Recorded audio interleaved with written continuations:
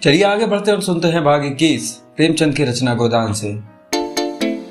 देहातों में साल के 6 महीने किसी न किसी उत्सव में ढोल मजीरा बजता रहता है। होली के 1 महीना पहले से 1 महीना बाद तक फाग होती है। आषाढ़ लगते ही आला शुरू हो जाता है और सावन भादों में कजलियां होती हैं। कजलियों के बाद रामायण गान होने लगता है।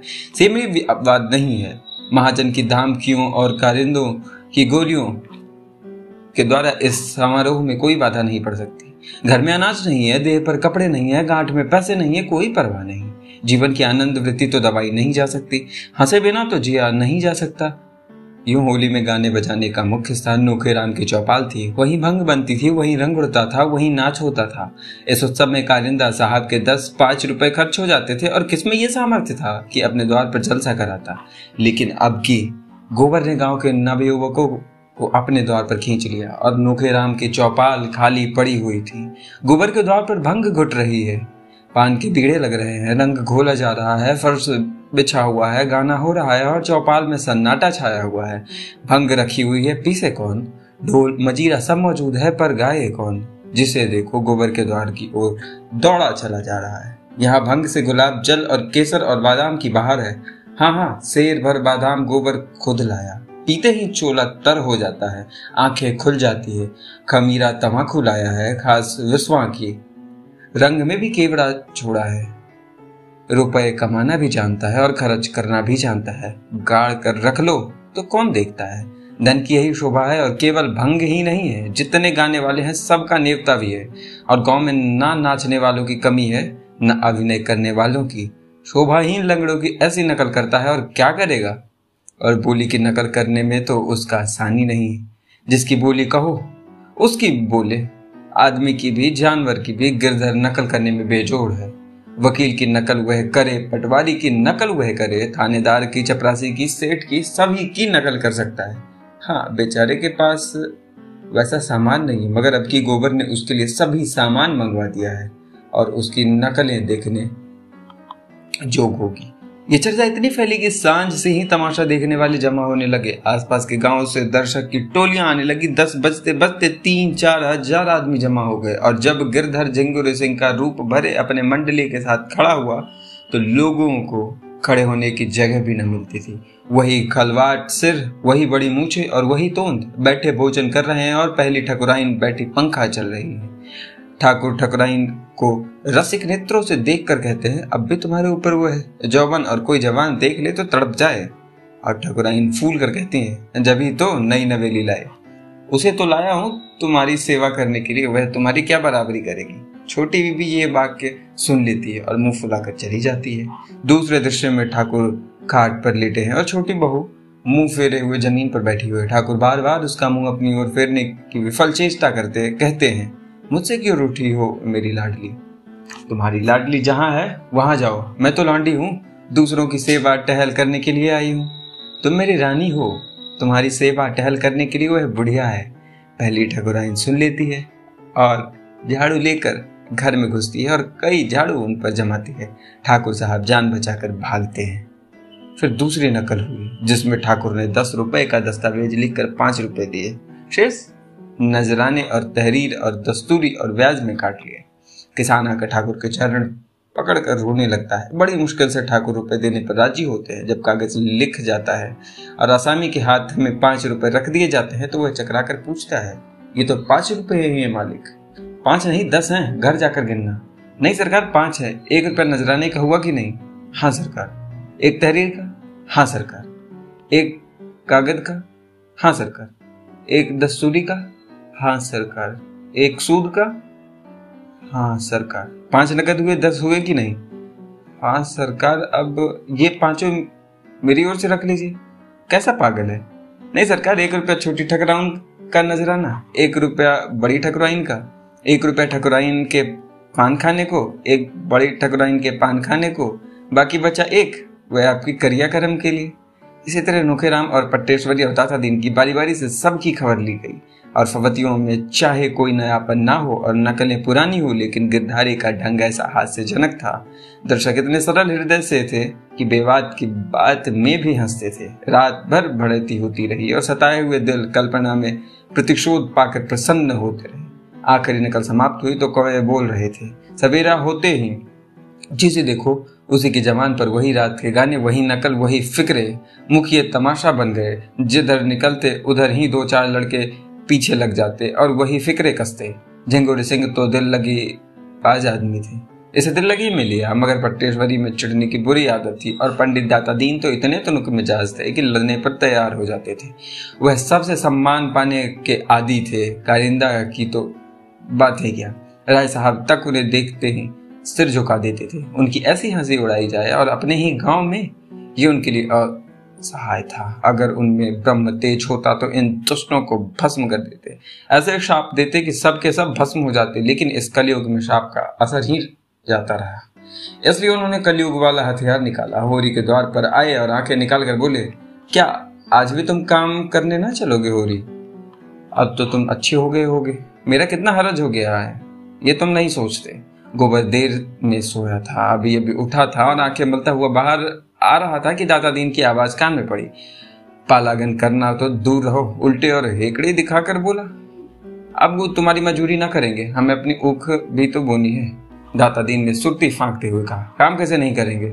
साल के बीच में काम नहीं छोड़ सकते। जेठ में छोड़ना हो छोड़ दे, करना हो करे, उसके पहले नहीं छोड़ सकते। गोबर ने जमाई लेकर कहा, उन्होंने तुम्हारी गुलामी नहीं लिखी है, जब तक इच्छा है काम किया, अब नहीं इच्छा नहीं करेंगे, इसमें कोई जबरदस्ती नहीं कर सकता। तो होरी काम नहीं करेंगे ना, तो हमारे रुपए सूद समेत दे दो। 3 साल का सूद होता है 100 रुपया, असल मिलाकर 200 रुपए, और हमने समझा था 3 रुपए महीने सूद में कटते जाएंगे, लेकिन तुम्हारी इच्छा नहीं है तो मत करो, मेरे रुपए दे दो। धन्ना सेठ बनते हो तो धन्ना सेठ का काम करो। होरी ने दाता दीन से कहा, तुम्हारी चाकरी से मैं कब इनकार करता हूँ महाराज, लेकिन हमारी ऊख भी तो बोने को पड़ी है। गोबर ने बाप को डांटा, कैसी चाकरी और किसकी चाकरी? यहाँ कोई किसी का चाकर नहीं, सभी बराबर है। अच्छी दिल लगी है, किसी को 100 रुपए उधार दे दिए और उससे सूद में जिंदगी भर काम लेते रहे। मूल ज्यों का त्यों, ये महाजनी नहीं है, खून चूसना है। तो रुपए दे दो भैया, लड़ाई काहे की? मैं आने रुपए ब्याज लेता हूँ, तुम्हें गांव घर का समझकर आधे आने रुपए पर दिया था। हम तो 1 रुपया सैकड़ा देंगे, 1 कौड़ी बेसी नहीं। तुम्हें लेना हो तो लो, नहीं अदालत से ले लेना है। 1 रुपया सैकड़े, ब्याज कम नहीं होता। मालूम होता है रुपए की गर्मी हो गई है। गर्मी उन्हें होती है जो 1 से 10 लेते हैं, हम तो मजबूर हैं, हमारी गर्मी पसीने के रास्ते बह जाती है। मुझे खूब याद है तुमने बैल के लिए 30 रुपए दिए थे, उसके 100 हुए और अब 100 के 200 हो गए। इसी तरह तुम लोगों ने किसानों को लूट लूट कर मजूर बना डाला और आप उनकी जमीन के मालिक बन बैठे। 30 के 200, कुछ हद है? कितने दिन हुए होंगे दादा? होरी ने कातर कंठ से कहा, यही 8-9 साल हुए होंगे। गोबर ने छाती पर हाथ रखकर कहा, 9 साल में 30 के 200, 1 रुपए के हिसाब से कितना होगा? उसने जमीन पर एक ठीकरे से हिसाब लगाते हुए कहा, 10 साल में 36 रुपए होते, असल मिलाकर 66, उसके 70 रुपए ले लो, इससे वैसी मैं 1 कौड़ी ना दूंगा। दाता दीन ने होरी को बीच में डाल कर कहा, सुनते हो होरी, गोबर का फैसला, मैं अपने 200 रुपए छोड़ के 70 ले लूं, नहीं अदालत करूं। इस तरह का व्यवहार हुआ तो कई दिन का संसार चलेगा। और तुम बैठे सुन रहे हो, मगर ये समझ लो मैं ब्राह्मण हूं, मेरे रुपए हजम करके तुम चैन ना पाओगे। मैंने ये 70 रुपए भी छोड़े, अदालत भी ना जाऊंगा। जाओ, अगर मैं ब्राह्मण हूं तो पूरे 200 रुपए लेकर दिखा दूंगा और तुम मेरे द्वार पर आओगे और हाथ बांध कर दोगे। दाता दिन झल्लाए हुए लौट पड़े। गोबर अपनी जगह बैठा रहा, मगर होरी के पेट में धर्म की क्रांति मची हुई थी। अगर ठाकुर या बनिए के रुपए होते तो उसे ज्यादा चिंता ना होती, लेकिन ब्राह्मण के रुपए, उसकी 1 पाई भी दब गई तो हड्डी तोड़कर निकलेगी। भगवान ना करे कि ब्राह्मण का कोप किसी पर गिरे। वंश में कोई चुल्लू भर पानी देने वाला, घर में दिया जलाने वाला भी नहीं रहता। उसका धर्म वीरू मंत्रस्थ हो उठा। उसने दौड़कर पंडित जी के चरण पकड़ लिए और आर्द्र स्वर में कहा, महाराज, जब तक मैं जीता हूं तुम्हारी 1-1 पाई चुकाऊंगा। लड़के की बातों पर मत जाओ, मामला तो हमारे तुम्हारे बीच हुआ है, वो कौन होता है? दादा दीन जरा नरम पड़े, जरा इसकी जबरदस्ती देखो, कहता है 200 रुपए के 70 लो या अदालत जाओ। अभी अदालत की हवा खाई नहीं है, जब एक बार किसी के पाले पड़ जाएंगे तो फिर ये ताव ना रहेगा। 4 दिन शहर में क्या रहे, ताना सा हो गए हैं।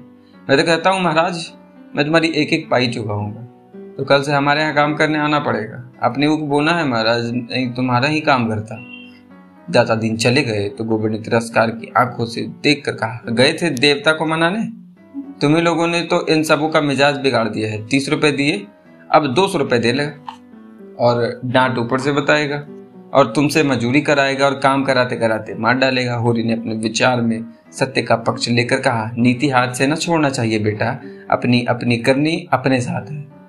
हमने जिस ब्याज पर रुपए लिए वह तो देने ही पड़ेंगे, फिर ब्राह्मण ठहरे, इनका पैसे हम नहीं पचा पाएंगे। ऐसा माल तो इन्हीं लोगों को पचता है। गोबर ने त्योरियां चढ़ाई, नीति छोड़ने को कौन कह रहा है, और कौन कह रहा है कि ब्राह्मण का पैसा दबा लो। मैं तो ये कहता हूँ कितना सूद नहीं देंगे, बैंक वाले 12 आने सूद देते हैं, तुम 1 रुपया ले लो। और क्या किसी को लूट लोगे? उनका रोया जो दुखी होगा हुआ करे, उनके दुखी होने से डर से हम बिल क्यों खोदें? बेटा जब तक मैं जीता हूँ मुझे अपने रास्ते चलने दो, जब मैं मर जाऊं तो तुम्हारी जो इच्छा हो वो करना, तो फिर तुम ही देना। मैं तो अपने हाथों अपने पाँव में कुल्हाड़ी ना मारूंगा। मेरा गधा पंधा कि तुम्हारे बीच में बोला, तुमने खाया है तुम भरो, मैं क्यों अपनी जान दूं? ये कहता हुआ गोबर भीतर चला गया। जुनिया ने पूछा, आज सवेर सवेर दादा से क्यों उलझ पड़े? गोबर ने सारा वृतांत कह सुना और अंत में बोला, इनके ऊपर ऋण का बोझ इसी तरह बढ़ता जाएगा, मैं कहाँ तक भरूंगा? उन्होंने कमा कमा कर दूसरों का घर भरा है, मैं क्यों उनकी खोदी हुई खंदक में गिरूं? इन्होंने मुझे पूछ कर कर्ज नहीं लिया, ना मेरे लिए लिया, मैं उसका देनदार नहीं हूँ। उधर मुखिया में गोबर को नीचे दिखाने के लिए षड्यंत्र रचा जा रहा था। ये लौंडा शिकंजे में ना कसा गया तो गांव में उधम मचा कर रख देगा। प्यादे से फर्जी हो गया है, टेढ़े तो चलेगा ही। जाने कहां से इतना कानून सीखाया, कहता है रुपए सैकड़े सूद से बेसी ना दूंगा, लेना हो लो नहीं अदालत जाओ। रात इसने सारे गांव के लौंडों को बटोर कर कितना अनर्थ किया, लेकिन मुखियों में भी ईर्ष्या की कमी न थी।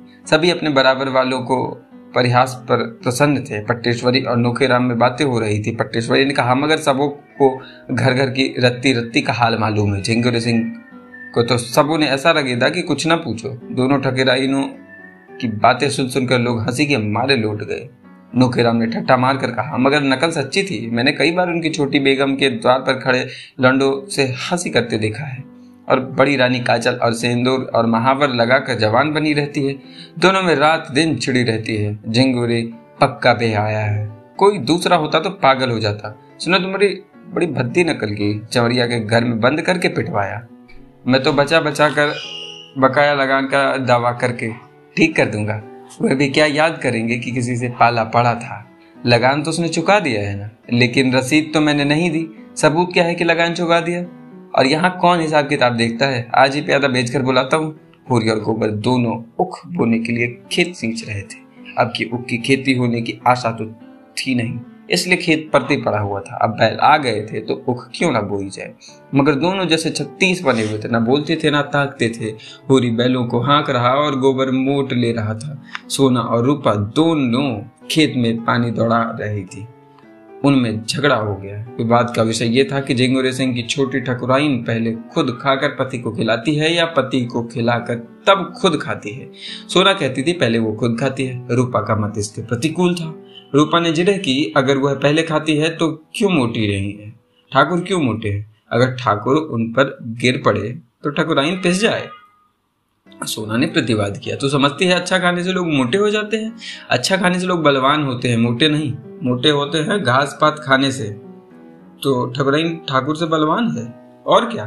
अभी 10 दिनों में लड़ाई हुई तो ठकुराइन ने ठाकुर को ऐसा ढकेला कि उनके घुटने फूट गए।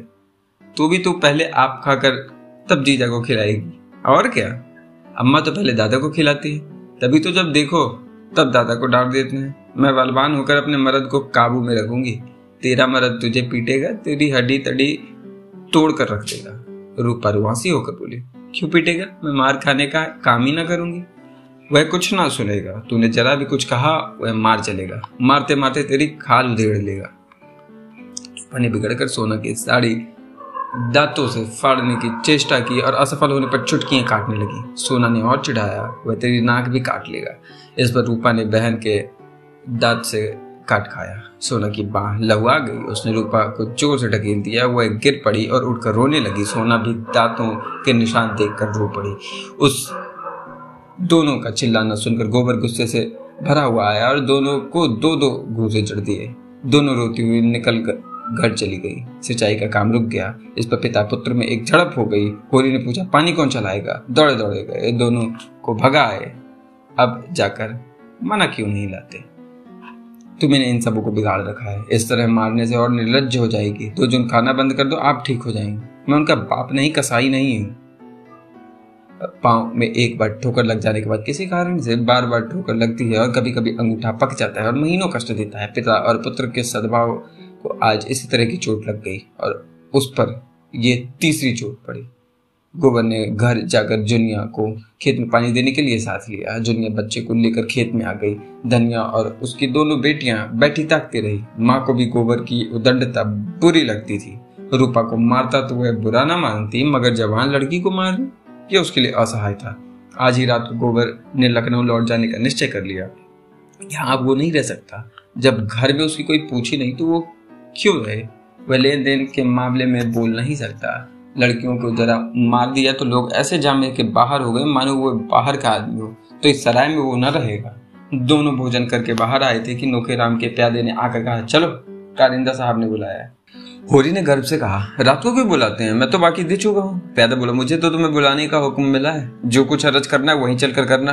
होरी की इच्छा न थी मगर जाना पड़ा। गोबर बेरक्त सा बैठा रहा। आधे घंटे में होरी लौटा और चिलम भरकर पीने लगा। अब गोबर से ना रहा गया। पूछा, किस मतलब से बुलाया था? होरी ने भर्राई हुई आवाज में कहा, मैंने पाई पाई लगान चुका दिया। वो कहते हैं तुम्हारे ऊपर 2 साल का बाकी है। अभी उस दिन मैंने ऊख बेची तो 25 रुपए वहीं उनको दे दिए और आज वो 2 साल का बाकी निकालते। मैंने कह दिया मैं एक धेला ना दूंगा। गोबर ने पूछा, तुम्हारे पास रसीद होगी? रसीद कहाँ देते हैं? तो तुम बिन रसीद लिए रुपए देते ही क्यों हो? मैं क्या जानता था ये लोग बेईमानी करेंगे। यह सब तुम्हारी करनी का फल है। तुमने रात को उनकी हंसी उड़ाई, ये उसी का दंड है। पानी में रहकर मगर से बैर नहीं किया जाता। सूद लगाकर 70 रुपए बाकी निकाल दिए। ये किसके घर से आएंगे? गोबर ने सफाई देते हुए, तुमने रसीद ले ली होती तो मैं लाख उनकी हंसी उड़ाता, तुम्हारा बाल भी बांका न कर सकते। मेरी समझ में नहीं आता कि लेन देन में तुम सावधानी से क्यों नहीं काम लेते। यो रसीद नहीं देते तो डाक से रुपया भेजो, यही तो होगा। 1 आध रुपया महसूल पड़ जाए। इस तरह की धांधली तो ना होगी। तुमने ये आग ना लगाई होती तो कुछ ना होता। अभी तो सब मुखिया बिगड़े हुए हैं, बेदखली की धमकी दे रहे हैं। देव जाने कैसे बेड़ा पार लगेगा। मैं जाकर उनसे पूछता हूँ। तुम जाकर और आग लगा दोगे? आग लगानी पड़ेगी तो आग लगा दो। यहाँ बेदखली करते हैं, करें। मैं उनके हाथ में गंगा जली रखकर अदालत में कसम खिलाऊंगा। तुम दम दबा कर बैठे रहो, मैं इसको पीछे जान लड़ा दूंगा। मैं किसी का 1 पैसा दबाना नहीं चाहता, ना अपना 1 पैसा खोना चाहता हूँ। वो उसी वक्त उठा और नौकेराम की चौपाल में जा पहुंचा। देखा तो सभी मुखिया लोगों का कैबिनेट बैठा हुआ है। गोबर को देखकर सबके सब सतर्क हो गए। वातावरण में षड्यंत्र की सी कुंठा भरी हुई थी। गोबर ने उत्तेजित कंठ से पूछा, ये क्या बात है कारिंदा साहब कि आपको अपने दादा ने हाल तक का लगान चुकता कर दिया और आप अभी 2 साल का बाकी निकाल रहे हैं? ये कैसा गोलमाल है? नौकेराम ने मसनद पर लेट कर रूप दिखाते हुए, जब तक हो रही है मैं तुमसे लेन देन की कोई बातचीत नहीं करना चाहता। गोबर ने आहत स्वर में कहा, तो मैं घर में कुछ नहीं हूं? तो अपने घर में सब कुछ होगे, यहां तुम कुछ नहीं हो। अच्छी बात है, आप बेदखली दायर कीजिए। मैं अदालत में तुमसे गंगा जली उठवा कर रुपए दूंगा। इसी गांव से 100 शहादतें दिलाकर साबित कर दूंगा कि तुम रसीद नहीं देते। सीधे साधे किसान हैं, कुछ बोलते नहीं। तो तुमने समझ लिया है कि सब काट के उल्लू हैं। राय साहब वहीं रहते हैं जहां मैं रहता हूँ। गाँव के सब लोग उन्हें हवा समझते हैं, मैं नहीं समझता। रत्ती रत्ती हाल कहूंगा और देखूंगा तुम कैसे मुझसे दोबारा रुपए वसूल कर लोगे। उसके वाणी में सत्य का बल था। डरपोक प्राणियों में सत्य भी गूंगा हो जाता है। वही सीमेंट जो ईंट पर चढ़कर पत्थर हो जाता है, मिट्टी पर चढ़ा दिया जाए तो मिट्टी हो जाएगा। गोबर की निर्भीक स्पष्टवादिता ने उस अनीति के बख्तर का भेद डाला, जिसे सज्जित होकर नौकेराम की दुर्बल आत्मा अपने को शक्तिमान समझ रही थी। नौकेराम ने जैसे कुछ याद करने का प्रयास करके कहा, तुम इतना गर्म क्यों हो रहे हो? इसमें गर्म होने की कौन बात है? अगर होरी रुपए दिए हैं तो कहीं ना कहीं तो टाके गए होंगे। मैं कल कागज निकाल कर देखूंगा। अब मुझे कुछ याद आ रहा है कि शायद होरी रुपए दिए थे। तुम निशा खाते रहो। अगर रुपए यहाँ आ गए हैं तो कहीं जा नहीं सकते। तुम थोड़े से रुपए के लिए झूठ थोड़े ही बोलोगे और ना मैं इन रुपयों से धनी हो जाऊंगा। गोबर चौपाल से आकर होरी को ऐसा लथाड़ा कि बेचारा स्वार्थ भीरू बूढ़ा रुआंसा हो गया। तुम तो बच्चों से भी गए बीते हो, जो बिल्ली की म्याऊं सुनकर चिल्ला उठते हैं। कहाँ कहाँ तुम्हारी रक्षा करता फिरूंगा। मैं तुम्हें 70 रुपए दिए जाता हूँ। दाता दिन ले तो देकर भरपाई लिखा देना। इसके ऊपर तुमने 1 पैसा भी दिया तो फिर मुझसे 1 पैसा भी ना पाओगे। मैं प्रदेश में इसलिए नहीं पड़ा हूँ कि तुम अपने को लुटवाते रहो और मैं कमा कमा भरता रहूं। मैं कल चला जाऊंगा, लेकिन इतना कह देता हूँ, किसी से 1 पैसा उधार मत लेना और किसी को कुछ मत देना। मंगरी, दुलारी, दाता दीन सभी से 1-1 रुपया सैकड़े सूद कराना होगा। धनिया भी खाना खाकर बाहर निकल आई थी। बोली, अभी क्यों जाते हो बेटा? 2-4 दिन और रहकर ऊख की बोनी कर लो और फिर कुछ लेन देन का हिसाब भी ठीक कर लो तो जाना। गोबर ने शान जमाते हुए, मेरा 2-3 रुपए रोज का घाटा हो रहा है, ये भी समझती हो? यहाँ मैं बहुत बहुत 2-4 आने की मजूरी ही तो करता हूँ, और अब की मैं दुनिया को भी लेते जाऊंगा। वहां मुझे खाने पीने की बड़ी तकलीफ होती है। धनिया ने डरते डरते कहा, जैसे तुम्हारी इच्छा, लेकिन वहां वो कैसे अकेले घर संभालेगी? कैसे बच्चे की देखभाल करेगी? अब बच्चे की देखूं कि अपनी सुविधा देखूं? मुझसे चूल्हा नहीं फूका जाता। ले जाने को मैं नहीं रोकती, लेकिन परदेश में बाल बच्चों के साथ रहना, ना कोई आगे ना पीछे, सोचो कितना झंझट है। परदेश में संगी साथी निकल ही आते हैं अम्मा, और यहाँ तो स्वार्थ का संसार है। जिसके साथ 4 पैसे का गम खाओ वही अपना। खाली हाथ तो माँ बाप भी नहीं पूछते। धनिया कटाक समझ गई, उसके सिर से पांव तक आग लग गई। बोली, माँ बाप को भी तुमने उन्हीं पैसे के यारों में समझ लिया? आंखों देख रहा हूं। नहीं देख रहे हो, माँ बाप का मन इतना निठुर नहीं होता। हाँ, लड़के अलबत्ता जहां 4 पैसे कमाने लगे कि माँ बाप से आंखें फेर ली। इसे गांव में 1-2 नहीं 10-20 पर थोक दे दूं। माँ बाप कर्ज कवाम लेते हैं, किसके लिए? लड़के लड़कियों के ही के लिए, अपने भोग विलास के लिए। क्या जाने तुमने किसके लिए कर्ज लिया? मैंने तो 1 पैसा भी नहीं जाना। बिना पाले ही इतने बड़े हो गए। पालने में तुम्हारा क्या लगा? जब तक बच्चा था दूध पिला दिया, फिर लावारिस की तरह छोड़ दिया। जो सबने खाया वही मैंने खाया। मेरे लिए दूध नहीं आता था, मक्खन नहीं बंधा था, और अब तुम भी चाहती हो और दादा भी चाहते हैं कि मैं सारा कुर्जा चुकाऊं, लगान दूं, लड़कियों का ब्याह करूं, जैसे मेरी जिंदगी तुम्हारे देना भरने के लिए है। मेरे भी तो बाल बच्चे हैं। धनिया सन्नाटे में आ गई। एक क्षण में उसके जीवन का मृत्यु स्वप्न जैसे टूट गया। अब तक वह मन प्रसन्न थी कि उसका दुख दरिद्र सब दूर हो गया। जब से गोबर घर आया, उसके मुख पर हास्य की एक छटा खिली रहती थी। उसकी वाणी में मृदुता और व्यवहारों में उदारता आ गई थी। भगवान ने उस पर दया की है तो उसे सिर झुकाकर चलना चाहिए। भीतर की शांति बाहर सौजन्य बन गई थी। ये शब्द तपते हुए बालू की तरह हृदय पर पड़े और चने हुए बांधे सारे अरमान झुलस गए। उसका सारा घमंड चूर चूर हो गया। इतना सुन लेने के बाद अब जीवन में क्या रस रह गया? जिस नौका पर बैठकर वह इस जीवन सफर को पार करना चाहती थी, वह टूट गई थी। तो किस सुख के लिए जिए? लेकिन नहीं, उसका गोबर इतना स्वार्थी नहीं। उसने कभी माँ की बात का जवाब नहीं दिया, कभी किसी बात के लिए जिद नहीं की। जो कुछ रूखा सूखा मिल गया वही खा लेता। वही भोला भाला शील स्नेह का पुतला आज क्यों ऐसे दिल तोड़ने वाली बातें कर रहा है? इसके इच्छा के विरुद्ध तो किसी ने कुछ नहीं कहा। माँ बाप दोनों ही उसका मुंह जोते रहते हैं। उसने खुद ही लेन देन की बात चलाई। नहीं, उसका कौन कहता कि तू माँ बाप का देना चुका? माँ बाप के लिए यहाँ क्या कम सुख है कि वह इज्जत आबरू के साथ भले मानसों की तरह कमाना खाता है? उससे कुछ हो सके तो माँ बाप की मदद कर दे, नहीं हो सकता तो माँ बाप उसका गला ना दबाएंगे। दुनिया को ले जाना चाहता है, खुद ही ले जाए। धनिया ने तो केवल उसकी भलाई के ख्याल से कहा कि दुनिया को वहां ले जाने से उसे जितना आराम मिलेगा उससे कहीं ज्यादा झंझट बढ़ जाएगा। इसमें से कौन सी लगने वाली बात थी कि वह इतना बिगड़ उठा? हो ना हो, यह आग दुनिया की लगाई है। वही बैठे बैठे उसे ये मंत्र पढ़ा रहे हैं। यहाँ शौक श्रृंगार करने को नहीं मिलता, घर का कुछ न कुछ काम भी करना ही पड़ता है। वहां रुपए पैसे हाथ में आएंगे, मजे से चिकना खाएगी, चिकना पहनेगी और टांग फैला कर सोएगी। 2 आदमियों की रोटी पकाने में क्या लगता है? वहां तो पैसा चाहिए। सोना बाजार में पकी पकाई रोटियां मिल जाती है। यहाँ सारा उपद्रव उसी ने खड़ा किया है। शहर में कुछ दिन रह भी चुकी है। वहां का दाना पानी मुंह लगा हुआ है। यहाँ कोई पूछता ना था। ये बूंद मिल गया, इसे फांस लिया। जब यहाँ 5 महीने का पेट लेकर आई थी तब कैसे म्याऊं म्याऊं कर रही थी। तब यहाँ शरण न मिली होती तो आज कहीं भीख मांगती होती। ये उसी नेकी का बदला है। इसी चुड़ैल के पीछे डांट देना पड़ा। बिरादरी में बदनामी हुई, खेती टूटी गई, सारी दुर्गत हुई, और आज ये चुड़ैल जिस पत्तल में खाती है उसी में छेद कर रही। पैसे देखे तो आंखें हो गई। तब ये ऐठी पैठी फिरती है, मिजाज नहीं मिलता। आज लड़का 4 पैसे कमाने लगा है ना। इतने दिनों बात नहीं पूछी तो सास का पांव दबाने के लिए तेल लिए दौड़ती थी। डाइन उसके जीवन की निधि को उसके हाथ से छीन लेना चाहती है। दुखित स्वर में बोली, ये मंत्र तुम्हें कौन दे रहा है बेटा? तुम तो ऐसे न थे। माँ बाप तुम्हारे ही हैं, बहनें तुम्हारी ही हैं, घर तुम्हारा ही है। यहाँ बाहर का कौन है? और हम क्या बहुत दिन बैठे रहेंगे? घर की मर्यादा बनाए रखोगे तो तुम ही को सुख होगा। आदमी घर वालों के लिए ही तो धन कमाता है, और किस लिए? अपना पेट तो सुअर भी पाल लेता है। मैंने जानती थी जुनिया नागिन बनकर हम ही को डसेगी। गोबर ने तिनक कर कहा, अम्मा मैं नादान नहीं हूं। जुनिया मुझे मंत्र पढ़ाएगी तुमसे नाहक कोस रही हो। तुम्हारी गृहस्थी का सारा बोझ मैं नहीं उठा सकता। मुझसे जो कुछ हो सकेगा तुम्हारी मदद कर दूंगा, लेकिन अपने पाँव में बेड़ियां नहीं डाल सकता।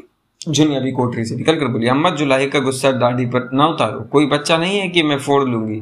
अपना अपना भला बुरा सब समझते हैं। आदमी इसीलिए नहीं जन्म लेता कि सारी उम्र तपस्या करता रहे और एक दिन खाली हाथ मर जाए। सब जिंदगी का कुछ सुख चाहते हैं। सबकी लालसा होती है कि हाथ में 4 पैसे हो। धनिया ने दांत पीस कर कहा, अच्छा जुनिया, बहुत ज्ञान ना बता। अब तू भी अपना भला बुरा सोचने योग्य हो गई है। जब यहाँ आकर मेरे पैरों पर सिर रखे रो रही थी तब अपना भला बुरा नहीं सोचा था। उस घड़ी हम भी अपना भला बुरा सोचने लगते तो आज तेरा कहीं पता ना होता। इसके बाद संग्राम छिड़ गया। ताने मेहने, गाली गलौज, थुक्का गजीहत, कोई बात ना बची। गोबर भी बीच बीच में डंक मारता जाता था। होरी बरौटे में बैठा सब कुछ सुन रहा था। सोना और रूपा आंगन में सिर झुकाए खड़ी थी।